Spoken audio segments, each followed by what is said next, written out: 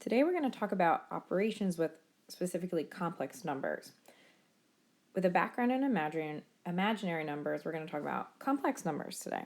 So a complex number you'll see in the form of a plus bi. And this a part is the real part, and then bi is the imaginary part. So it's kind of like the combination of two different types of numbers. Kind of like how a fraction is a ratio of integers, a complex number has a real part and an imaginary part. So for example, maybe I have something like 3 plus 2i. 3 is a real number, 2i is an imaginary number, and then this is the combination of the two. So we're just going to add, subtract, and multiply these things together. Here are two problems, one that's addition and one that's subtraction. So you can see we have two complex numbers that are being added, 3 minus 2i and 7 plus 6i.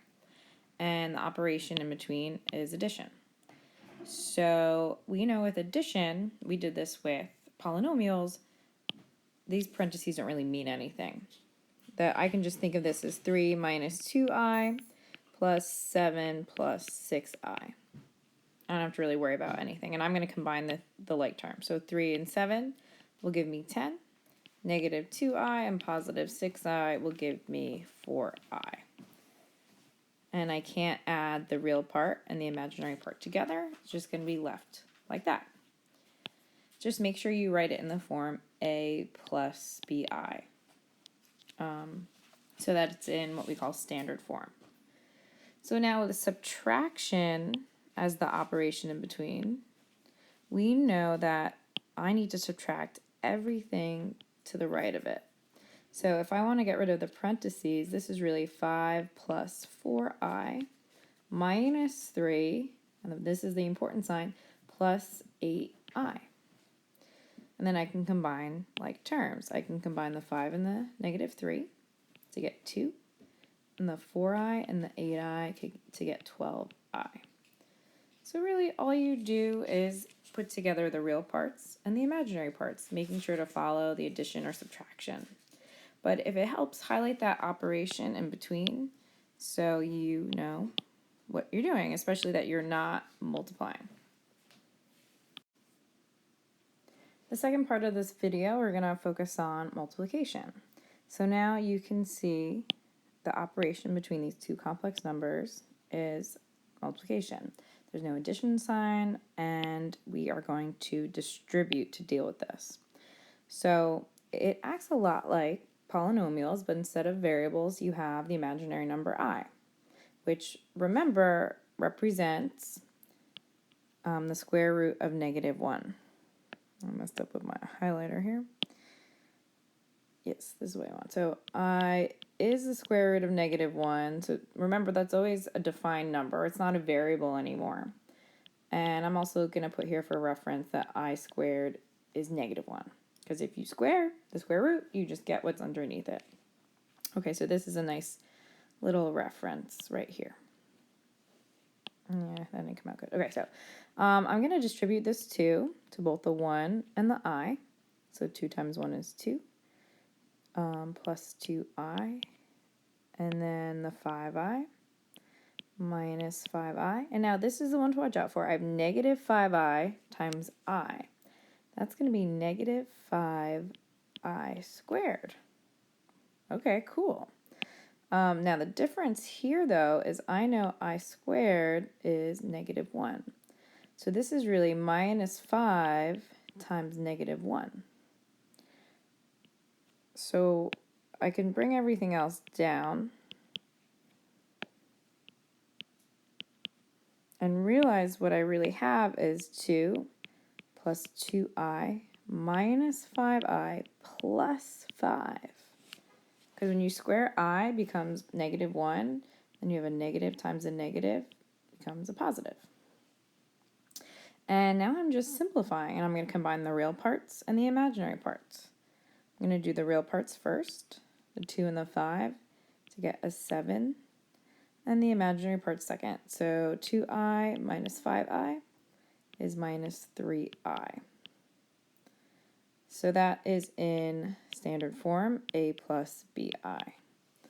So you just multiply it out, but make a note, make sure to simplify or rewrite. I squared is -1. You should never leave I squared in your answer because that can be simplified. It's I squared is a real number, it's -1, and you want to do that. Okay, one more. I have this complex number, 4 minus 6i to the second power. So this isn't a product to a power, it's a difference to a power. And I can't just square the 4, I can't just square 6i. What we have to do is similar to polynomials, is write it out twice, because when you square something, it means to multiply by itself. And now it's a problem just like number 3, where I'm going to do 4 times 4 and get 16. 4 times -6i, -24i. -6i times 4. Now be careful here, these signs are going to match. It's not going to cancel out to 0. -6i, -6i. I see students mess this up all the time. They'll put -36i. They'll forget, I'm sorry, positive 36i.